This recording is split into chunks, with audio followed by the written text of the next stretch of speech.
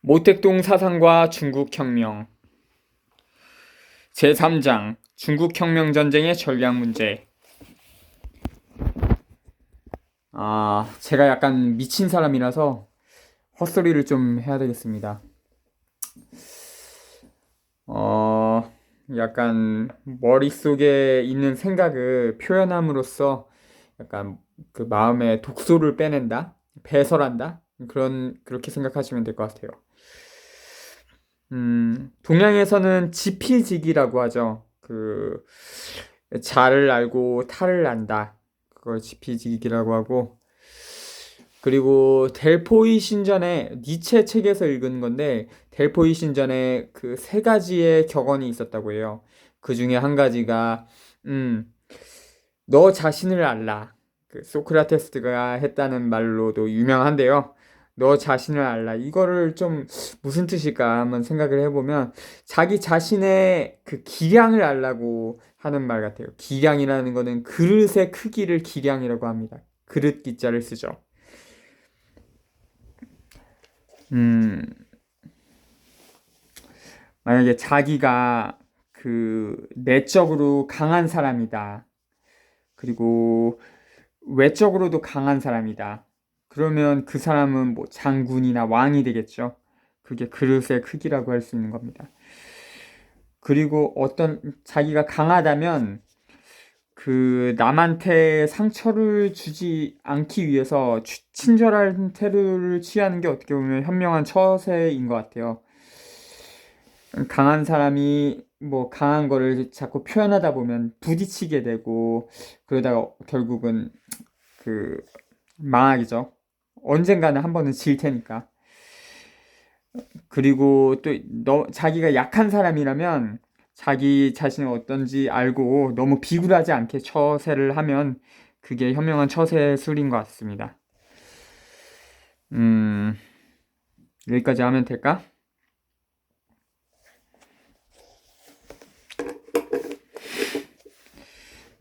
그리고 한 가지 더 하자면, 자기 마음이 어떻게 되게 정화된 마음을 갖고 있으면 신이 거기를 성전으로 삼고 거하는 것 같아요. 그러니까 어떻게 보면 외적인 껍데기, 자기가 어떤 얼굴을 하고 또 어떤 옷을 입었고 그거는 어떻게 보면 자기 내면의 표현인 거죠. 음, 시작하겠습니다. 음, 중국 혁명 전쟁의 특징. 1. 문제의 중요성. 중국 혁명 전쟁이 자체의 고유한 특징을 가지고 있다는 점을 인정하지 않거나 알지 못하거나 알려고 하지 않는 사람들은 국민당 군대에 대한 홍군의 작전을 일반적 전쟁과 같은 것으로 혹은 소련의 국내 전쟁과 같은 것으로 간주하고 있다. 레닌과 스탈린이 지도한 소련의 내정 경험은 세계적 의의를 가지고 있다. 중국 공산당을 포함한 모든 공산당은 이 경험과 이 경험에 대한 레닌과 스탈린의 이론적 총화를 지침으로 삼고 있다. 그러나 이것은 결코 우리가 이 경험을 우리의 상황적 조건에 기계적으로 적용하여야 한다는 것은 의미하지는 않는다. 중국 혁명전쟁은 많은 면에서 소련의 내전과는 다른 그 다름의 특징을 가지고 있다. 이 특징을 고려하지 않거나 부인하는 것은 물론 잘못이다. 이 점은 우리가 겪은 10년간의 전쟁에서 명백히 증명된 것이다. 우리의 적들도 이와 유사한 오류를 범하였다. 그들은 홍군과의 작전에 있어서 다른 군대와 싸우는 것과는 다른 전략 전술이 있어야 한다는 것을 인정하지 않았다. 그들은 자기들이 우세한 점만 믿고 우리를 깔보며 낡은 전법을 고수하였다. 이것은 1933년 적의 제4차 포위, 토벌 시기 및 그 이전의 상황이다. 그 결과 그들은 여러 차례 패배를 당하게 되었다.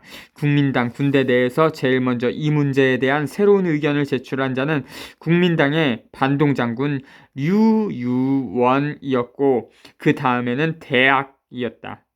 대학은 사람 이름입니다. 그들의 의견은 나중에 장개석에 의해 채택되었다. 이것이 장개석의 여단 군관 훈련단.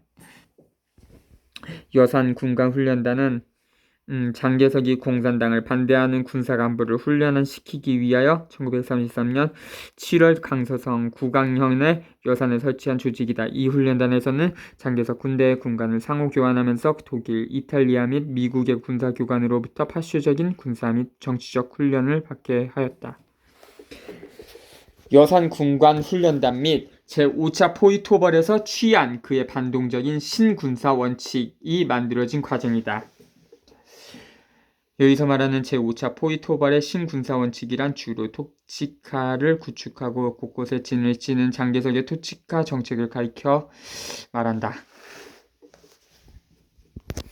그런데 적이 홍군과의 작전에 적절하게 자신의 군사원칙을 바꾸었을 때 우리 대열에는 도리어 낡은 방법으로 돌아간 사람들이 나타났다.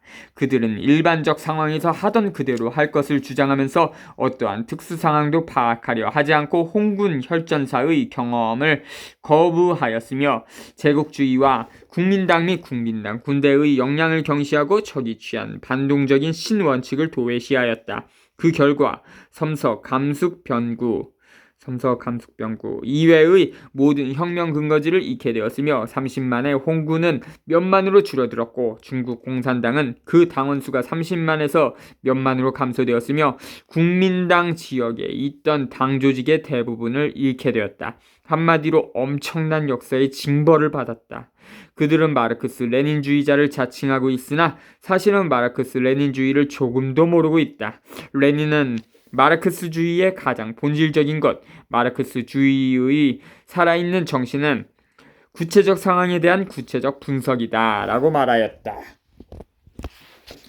레닌의 저작 공산당 1920년 6월 12일에 있다. 이 글에서 레닌은 웽그리아 공산당원 벨라꾼을 비판하면서 바로 마르크스주의의 가장 본질적인 것, 마르크스주의의 산 정신, 주체적 정세의 구체적 분석을 피하고 있다라고 쓰고 있다. 그와 같이 우리의 동지들은 바로 이 점을 망각하였던 것이다. 이로써 중국혁명전쟁의 특징에 대한 이해가 없이는 중국혁명전쟁을 지도할 수 없으며 중국혁명전쟁을 승리의 길로 인도할 수 없다는 것을 알 수 있다. 이 중국혁명전쟁의 특징은 무엇인가? 그러면 중국혁명전쟁의 특징은 무엇인가? 나는 4가지 중요한 특징이 있다고 생각한다. 첫째 특징은 중국의 정치, 경제적으로 불균형적 발전을 한 하나의 반식민지 대국이며 1924에서 1927년 사이에 혁명을 겪었다는 점이다. 이 특징은 중국의 혁명전쟁이 발전하며 승리할 가능성을 내재하고 있다는 것을 알려준다. 1927년 겨울과 1928년 봄, 유격전쟁이 시작된 지 얼마 후 호남성과 강서성의 접경지역인 정강산의 동지들 가운데서 도대체 붉은 길을 얼마 동안이나 휘날릴 수 있겠는가? 라는 의문이 제기되었을 때 호남 강서성 접경지대 당 제1차 대표회의 호남 강서 접경지대의 당 1차 대표대회란 1928년 5월 20일 영강현 모평에서 진행된 호남 강서 병구 공산당 제1차 대표대회이다. 우리는 벌써 이 점을 지적하였다. 왜냐하면 이것은 가장 기본적인 문제로서 중국 혁명 근거지와 중국 홍군이 존재하고 발전할 수 있는가 없는가 하는 이 문제에 대해 답하지 않고서는 우리는 한 걸음도 전진할 수 없었기 때문이다. 1928년 중국 공산당 제6차 전국대표 대회는 이 문제에 대하여 1차적으로 답하였다. 이때로부터 중국 혁명운동은 정확한 이론적 기초를 갖게 되었다. 이제 이 문제를 구체적으로 살펴보기로 하자. 중국은 정치, 경제적으로 불균형하게 발전한 나라이다. 미약한 자본주의 경제와 우세한 반봉건적 경제가 약간의 근대적 상공업 도시와 정체된 광활한 농촌이 수백만의 산업노동자와 낡은 제도의 지배에 있는 수억의 농민 및 수공업 노동자가 중앙정부를 관리하는 대군벌과 각성을 관리하는 소군벌이 반동 군대 중에 2가지 군대, 장개석에 예속된 소위 중앙군과 각성의 군벌에 예속된 소위 잡군이 얼마 되지 않는 철로, 항로, 자동차, 길과 일반적인 일륜차 길, 걸어다닐 수 있는 길, 걸어다니기조차 어려운 길이 동시에 존재하고 있다. 중국은 식민지 국가이다. 제국주의들 간의 분열은 중국 통치 집단 간의 분열을 초래하였다. 여러 나라가 지배하는 반식민지 국가와 한 나라가 지배하는 식민지와는 다르다. 중국은 대국이다. 동쪽이 어두워지면 서쪽이 밝고 남쪽이 어두워지면 북쪽이 밝다. 그러므로 선회할 여지가 없는 것에 대한 염려는 없다. 중국은 1차적으로 대혁명을 겪었다. 이것은 홍군의 씨앗을 준비해 놓았으며 홍군의 지도자 공산당을 준비하여 놓았으며 혁명에 한번 참여하여 본 민중을 준비하여 놓았다. 그러므로 우리는 중국 혁명을 한번 경험한 정치, 경제적으로 발전이 불균형한 반식민지 대국이라고 한다. 이것이 중국 혁명전쟁의 첫째 특징이다. 이 특징은 기본적으로 우리의 정치적 전략, 전술을 규정하고 있을 뿐만 아니라 우리의 군사적 전략, 전술도 규정하고 있다. 둘째 특징은 적이 강대하다는 점이다. 홍군의 적인 국민당은 어떠한 상황에 있는가? 국민당은 정권을 탈취, 그것을 상대적으로 안정시킨 당이다. 국민당은 전 세계의 주요 반혁명 국가들의 원조를 받고 있다. 국민당은 이미 자기의 군대를 개조하였다. 중국 역사상 그 어느 시대의 군대와는 다르게 그러나 현대 세계 여러 국가의 군대와는 대체적으로 같게 바꾸었다. 무기 및 기타 군수물자의 공급은 홍군에 비하여 대단히 풍부하고 군대의 수가 중국 역사상 그 어느 시대의 군대보다도 많음은 물론 세계 그 어느 나라의 상비군보다도 그 수가 많다. 국민당의 군대와 홍군을 비교하면 그야말로 천양지차가 있다. 국민당은 전 중국의 정치, 경제, 교통, 문화의 중추는 명맥을 통제하고 있으며 그 정권은 전국적인 정권이다.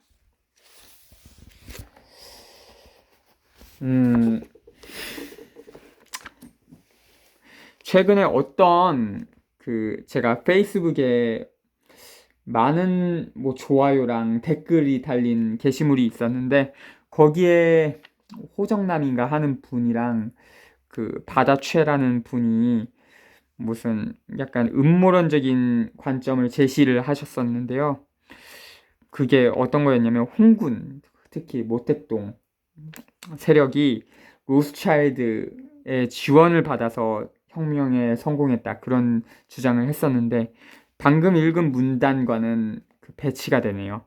오히려 여기서는 국민당이 제국주의 세력의 지원을 받았다. 이렇게 주장을 하고 있죠. 계속 읽겠습니다. 중국 홍군은 이처럼 강대한 적을 면전에 두고 있다. 이것이 바로 중국 혁명전쟁의 둘째 특징이다. 이 특징에 의하여 홍군의 작전은 일반적 전쟁, 나아가서는 소련의 내전이나 북벌 전쟁과는 상당히 다른 점이라 할 수 있다. 셋째 특징은 홍군은 약소하다는 점이다. 중국 홍군은 제1차 대혁명이 실패한 후에 탄생하였으며 유격대에서부터 출발하였다. 홍군은 중국의 반동 시기에 이루어졌을 뿐 아니라 세계의 반동적 자본주의 국가가 정치, 경제적으로 비교적 안정된 시기에 이루어졌다. 우리 정권은 분산되고 고립된 산지나 벽지의 정권으로 외부로부터 어떠한 원조도 없다. 혁명 근거지의 경제 및 문화적 여건은 국민당 지역에 비해 뒤떨어져 있다. 혁명 근거지에는 농촌과 소도지밖에 없다. 그 지역은 아주 작은 것으로 시작되었으며 후에도 그다지 커지지 못하였다. 뿐만 아니라 근거지는 고정적인 것이 아닌 유동적인 것이었으며 홍군은 진정 견고한 근거지를 가지고 있지 못했다. 홍군은 그 수가 적고 무기도 좋지 못하며 식량, 피복 등 물자 공급도 대단히 곤란하다.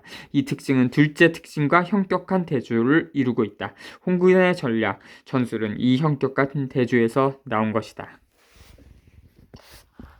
말이짱.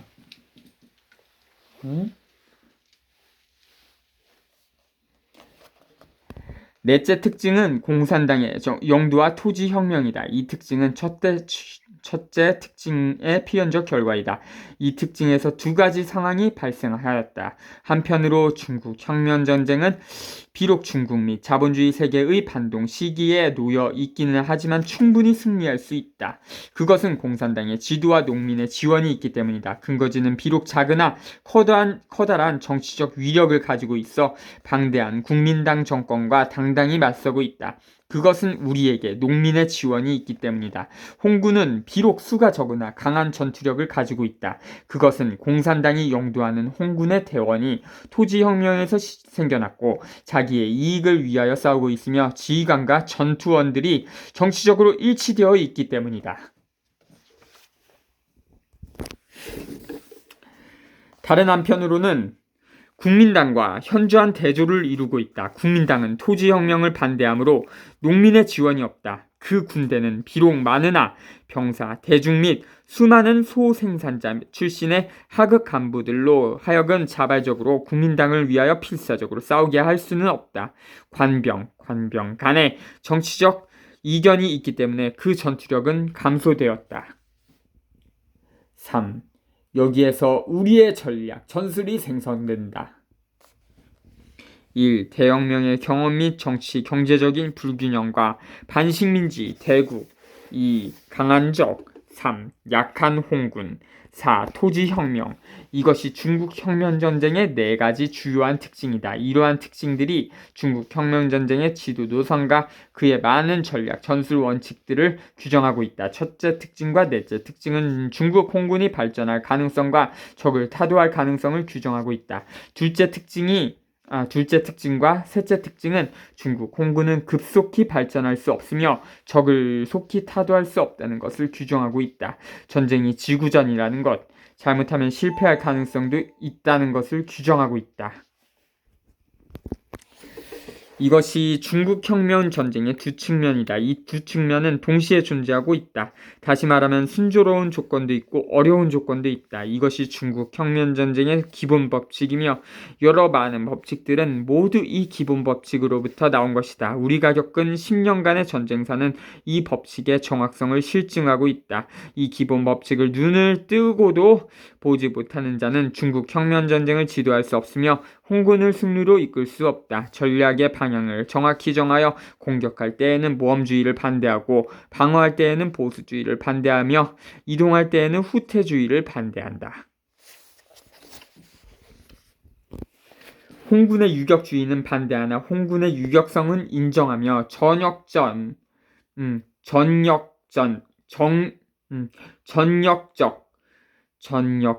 지구전, 전략적 속결을 반대하고 전략적 지구전과 전역적 속결전을 인정하며 고정적 작전선과 진지전을 반대하고 비고정적 작전선과 운동전을 인정하며 격퇴전을 반대하고 선멸전을 인정하며 전략 방향에서의 힘의 분산을 반대하고 있다. 힘의 집중을 인정하며 대후방제도를 반대하고 소후방제도를 인정하며 절대적 집중지휘를 반대하고 상대적 집중지휘를 인정하며 단순한 군사관점과 룸펜주의를 반대하고 있다. 홍군이 중국 혁명의 선전자이고 조직자임을 인정하며 토비주의란 규율도 없고 조직도 없고 정확한 정치적 목표도 없는 약탈적 조직의 행위를 말한다. 토비주의를 반대하고 엄격한 정치 규율을 인정하며 군벌주의를 반대하고 절제 있는 민주주의 생활과 군사 규율을 인정하고 있다.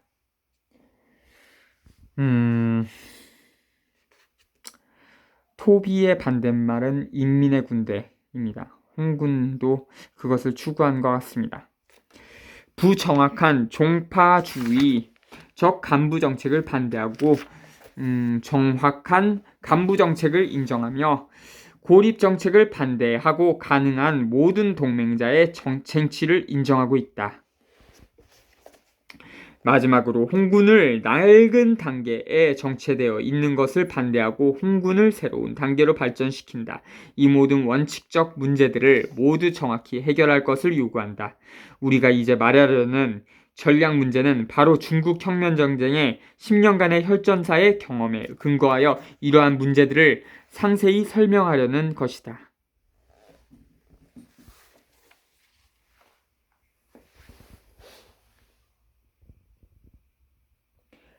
자주